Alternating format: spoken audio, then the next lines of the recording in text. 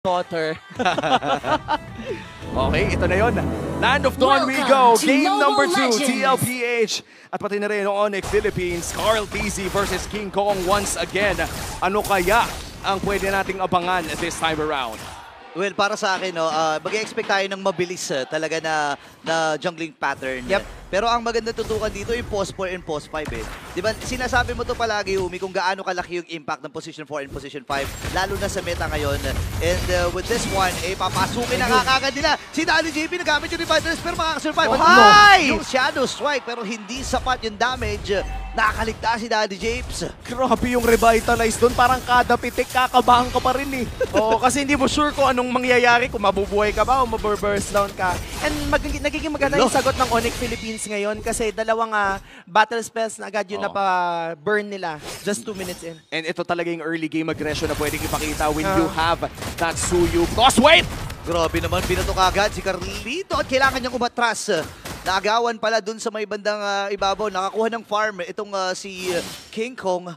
Parang ginugutom early phase pa lang ng Onyx Philippines yung jungle, Oo, kasi mas mabilis, I would say, na makapag-jungle ang Suyu compared to a Joy. And right now, because of the positioning of this Jawhead, medyo awkward for Carl TZ na lumalim ng pwesto as compared to King Kong na freely nakaka-roam dun sa jungle path niya. Oo, napakalakas talaga ng early game ng Jawhead plus the Suyu. Kaya naman dito sa pinakaunang pagong mukhang nakikiramdam muna ang dalawang kupunan kung saan nga ba nagtatago ang isa't isa.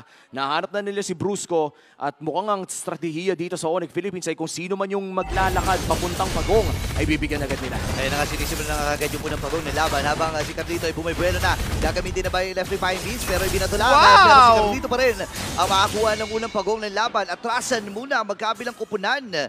Wow, iba talaga yung disiplina doon, Antino. Yung tipo na nakuha na yung turtle, bakit pa tayo mag-aaway? Sobrang ganda ng ginawa doon ni Carl TZ.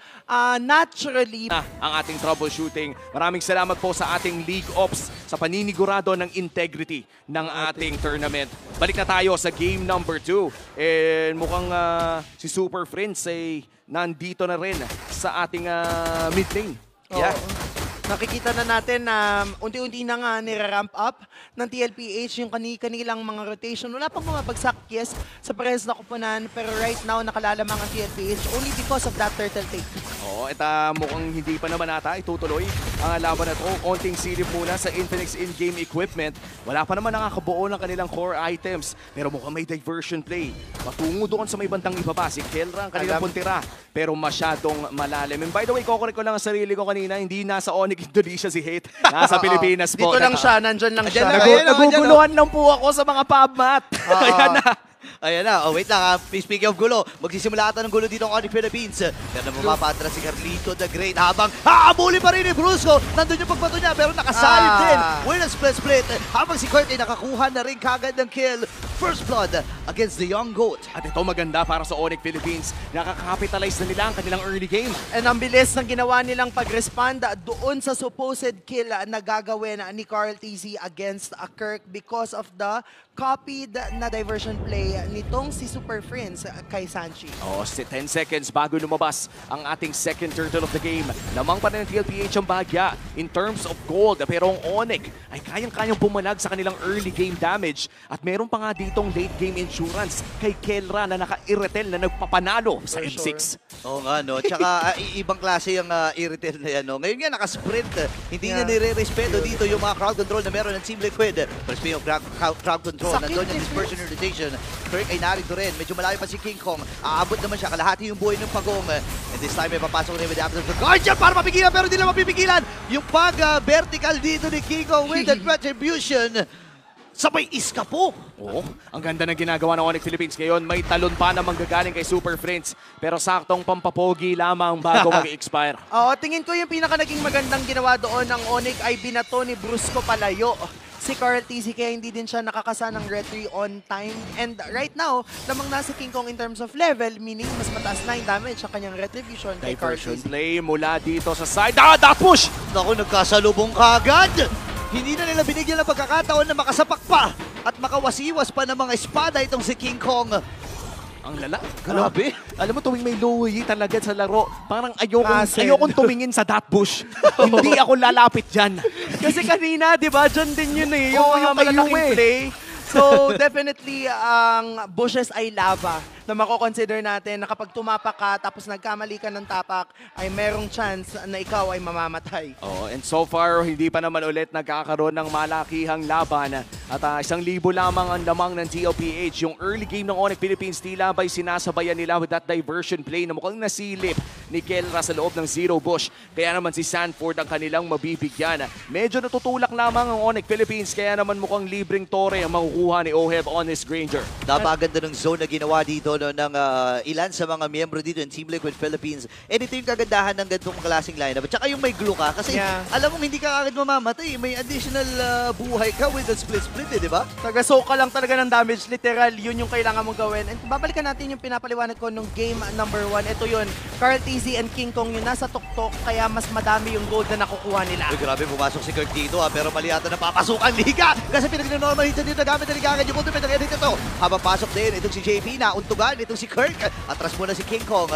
Even yung buong kupunan ng Onyx Philippines. At naka-ready pa rin sila. 4v4 na magiging laban. Pasok si Carlito, nagamit yung electrifying beats. Pero ready pa rin yung taunt mula dito kay JP. Tinamaan lang ng mga folks mula kay Sanford. Pero hindi nila mapipigilan yung pagbasag ng Torre sa gitna. 1-for-1 exchange, Sanji para dito kay Kirk at mukhang sisimula na nga ng TLPH ang final turtle of the game. Tig-isang pagong ang nakuha ng Onyx Philippines in TLPH for the last 2 turtles at mukhang 50-50 na naman ang ating matutunghayan na laban dito. Ano bang hinihintay nila? Mukhang nakita na nila si Oheb. Yeah. Oo, yung vision kay Oheb ay very crucial kasi ngayon, unti-unti nang sumasakit ang damage output ni Oheb. Again, 0-0-1 siya. Same sila ni Kelra, kaya kailangan nilang mag-ingat. Boy, speaking of pag-iingat, hindi ata maiingatan! Itong si Sanford habang ibinato rin papunta sa likuran. Oh no! Ito naman si Carlito the Great habang Retribution ay hindi kakagat dahil si Kirk na Oheb! 3, magiging 4, at magiging 5. Ang agang wipeout nito. And this is such a momentous play para sa Onyx Philippines. An early wipeout, 5-for-1. Si Brusco lamang ang binayad nila. Kasi kanina, hindi na nakakasa si Sanford ng kanyang split-split, kaya naman naging mabilis ang kanyang pagkaka-bursted down sa side ng Onyx Philippines. Isa-isa nang bumagsak pagkatapos nun ang mga miyembro ng TLPH. Hindi nila nakuha yung Lord, 5 pa silang nawala. Grabe yung kislap din kasi ng AOE ng heavy crossbow ni Kelra. Para bang pagtatlo yung natamaan, sabay-sabay pumuputok. Parang chicharon lamang. At Onyx Philippines ngayon, 2,000 na halos ang lamang. May Lord pa ata na, ay may turtle pang nakuha doon sa pinakahuling laban na yon. What a bonus. Pero ito na yung early game power spike na talagang inaabangan natin dahil papasok na tayo ng mid-game, dapat talaga lamang na ang Onyx Philippines dito. Yep. Ito din yung nakita natin dun sa sa graph nung umpisa na parang kung in terms of late game potential, medyo makikita natin na magsashine din kahit paano yung TLPH. O, tingnan natin yung Infinix Handcam, isa sa mga pinaka-micro-intensive junglers sa buong mundo gamit ang Infinix GT20 Pro on this Suyu pickup. Sayang walang team fight, hindi natin nakikita yung mainitang pindutan. Oo nga. Tsaka ang galing niya, yung mga drag map na ganyan, yung 4 fingers ba tawag dyan, di ba? Yung isa nasa mapa, yung isa nandun pang drag, yung isa pang atake, yung isa pang skill. lakad, di ba? Ako kasi 2 fingers lang ako maglaro. Ako din. Pindot-pindot lang. Pindot-pindot lang. Minsan lalabas yung 3rd finger pag kailangan mag-drag map. Pero hindi ko kaya yung 4 fingers, man. Pero ano ka ba? 2 thumb? Oo, 2 thumbs, Ako tapos din. isang index. Yes, same. Ganon tayo, kung tinatawag nilang point finger. Pero ituturo na rin natin, ipopoint na natin sa unang Lord ng laban na ito dahil mukhang si Brusco ang mukhang hahawak ng pixel brush. Wala atang makakapag-diversion play dito. Lahat ng bush, kinover ng Onyx. Okay, ganda to para dito sa Onyx Philippines kasi nga naman ini-expect na nila yung mga sorpresa. Oh, wow. Kasi remember, si Super Prince, alam niya rin kung saan dadapo yun eh, no? Yung Lord. Ayan na, Abbot of the Guardian nagamit. Pero naiwasan! Naiwasan ni King Kong! Yung ultimate na yun habang si JP ay nandun pa rin. Kaya na mamamatay na kagad si Brusco. Super Kirk ang magiging next. Andito na si Oheb. Binabaril-baril lamang yung mga miyembro dito ng Onyx Philippines. JP nag-aabang pa rin. Nandun sa may bandang likod si Suyu pero mukhang hindi ito alam ng TLPH. Nakakadepensa naman ng konti ang side nila Sanji. Hindi na at mabubuhay pa ang Lord na ito. And with that team fight, mukhang na-neutralize din Yeah. ng Lord eh. Sobrang bilis na nga ginawa doon ng TLPH to the point that they were able to secure the Lord pagkatapos makuha ito ng kalaban. And ang kinagandahan nun ay nakakuha pa sila ng pick-off, which means na in a way na-equalize yung kalamangan na meron kanina yung Team Onyx. At kita yan, no, yung sinabi mo sa ating BPI Gold Leaders kung saan si Oheb ang nangunguna ngayon in terms of gold per minute. Si Oheb na ata ang pinakamayaman, 2-1-2. Still with the flicker, medyo nahihirapan na ang Onyx Philippines hanapin ang Filipino sniper. Oh, pero alam mo, interestingly enough, damage dealt Kirk yung pinakamalaki. Wow. Kasi kapag nagpa-full stack yung kanyang primal wrath, tapos nagubad siya ng kanyang kalasag, doon nararamdaman yung damage output ng kanyang mga kuryente. Oh. And yun talaga yung essence ng isang Edith. Oh, yun yung, I think, game-breaking nung dumating si Edith sa ating laro eh. Yeah. Siya kasi yung kauna-unahang tank na nagiging marksman. Yes. Kaya naman nung nahanapan ito ng mga specialist katulad na lamang nila Kirk, ay ito talaga yung mga inaabangan ng mga picks. Cross-map plays lamang para sa parehas na kupunan. Kumuha ng inner turret ang side ng TLPH sa top kung ganun din ang ginawa ng Onyx sa baba. Okay, lalaban natin sila dito si Carlito. Uy, ang Inunahan na sakit! agad dito si King Kong. Kailangan lumayo. Pero hinabol siya doon ni Brusco. Sa Wow! Nakaiwas pa rin. With that dash, itong si Carlito the Great. Ngayon, lalaban natin ang Onyx Philippines. Ito ang kanilang rundown. Pero sabi ng Team Liquid, okay, ligtas tayo. Pero may conceal pa pala na gagawin, ha? Hayop na joy na yan. Ang daming dash. Hirap, Pero eh, no? mo hindi na uubos. At Tapos, dinagdag pa yung emblem choice niya. Tapos kapag nahuli pa, magpa-purify lang siya gamit yung ultimate. So, ay, ang likgot! Oo. Ito talaga yung isa sa mga picks na kapag na-master mo, napaka-rewarding. Yeah. Dahil hindi rin naman po ganun kadali mag-joy. Correct. Dahil kailangan mo rin bantayin yung mga beats mo. Kumbaga, dapat perfect rhythm ka talaga. 35 seconds bago lumabas ang ating Luminous Lord. Ibig sabihin nito ay mambibinyag na ng mga tore ito kung saan na Yes. pwede itong dambahan at mawala lang ng parang bula. Kumakaldag na yung Kumakaldag na si Lord. Okay. Tsaka ano ha, bilis bumaba nung lamang dito ng Team Liquid Philippines. Hindi ko sure kung gaano kalaki yan kanina, pero again, Onyx Philippines na-equalize na nila ito dahil doon sa mga sunod-sunod na kills na nakuha nila.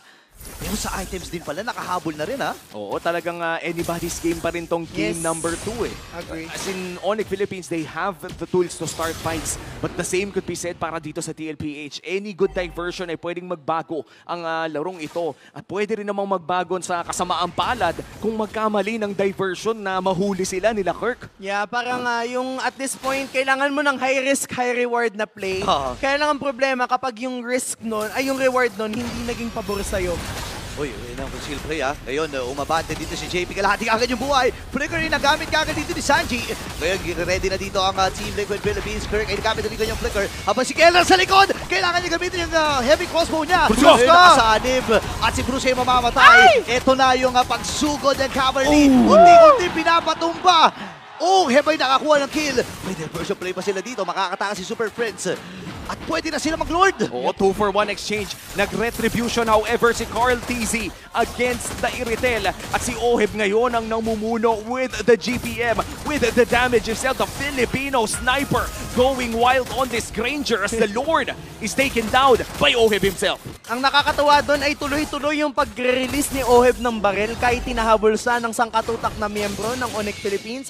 Just goes to show na overall, no, alam at kontrolado talaga ni Oheb kung paano gagamitin yung maneuvers ng kanyang character. 609 stacks and 40 for the Sky Piercer, which definitely means kaya na niyang mang-burst down ng kalaban. Oo, 600 stacks already on this Granger. Ito na yung kanina napanood din natin mula kay Jome sa kanilang Game 2 victory sa serye kanina against Aurora na talagang sumakit na, nakadagdag na at ang hirap tapatan kasi hindi na uubos yung mga bala. Ang hirap na nun. And ito pa isa sa mga hirap na parte dahil Luminous Lord na ito at nagmamarcha na dun sa may bandang itaas. Ready din ang Team Liquid Philippines para umabante. Andun yung pokes. Ang sakit! Kalahati ka agad yung buhay ni Super Prince. Andito na si Keller to the rescue pero hindi nila mapipigilan yung pagbasag. Torre dun sa may bandang itaas. Ngayon, gitna naman ang nagiging mata or minamata dito ng Team Liquid pero ang ganda depensa rin ng pagbugaw dito ng team ng Onyx Philippines. I like the decision coming in from Kelra. Agaran siyang nag-heavy crossbow para madagdagan ang kanilang kapangyarihan na dumepensa. Yeah. Right now for Onyx Philippines, ano pa bang key to victory ang inaabangan natin, Auntie? Kailangan pa lalong mag-connecta nung KK connection, talking about King Kong as well as Kelra. Right now, yung contributions na meron sila ay hindi ito yung something that we're used to seeing. We're used to seeing more coming from them. Although Kelra has 100% kill participation. Pero yun nga, with that said, since wala silang kopya ng diversion, kailangan may magawa silang play at the very least. Oo, hinihintay nga rin natin yung mga flicker plays na nagmumula dito kay Kirk or even a flicker play coming in from Brusco na talagang kayang abutin si OF dahil tatandaan natin walang Purify ang isang Granger dito. Flicker lamang ang kanyang hawak. So ibig sabihin nito, kung madikitan ay malaki ang chance na mapitas siya dito. Pero napakaganda din kasi pumesto ni OF ngayon. Yung aggressive ka pero hindi ka rin mapangit pumuesto. Oo. Tsaka ang bilis kasi nung cooldown ng Rondo. Ay! Ano gagawin? Andito yung sorpresa mula sa Cavalry. And this time ay unti-unting tumutumba ang Onyx Philippines. Dalawa na agad na napabagsak nila. Si Bruce magiging sa target. Ando pa rin yung mga Vincent. Wala ka dito the Great. Habang nakatatlo na, itong si Oy magiging apat pa. Si Kirk ngayon ay delikado na. Kailangan nila mo yung Savage! Meron pa! Magiging Savage ba ito? Nakakaapat na itong si Ohe. Pero kailangan nilang umatras dahil wala na mga minions. Andito na yung next wave. Andito na yung pagsugod ng mga Cavalry. And this time Savage! ay papapagsak si Super President, yung Tori na lang kanilang papabagsakin at tagumpay para sa Cavalry. Hindi na kinailangan pa yung Savage. Oheb, reloaded, matured, hindi na binilit pa. And that's going to be the sweep against the current world champions. TLPH remains undefeated.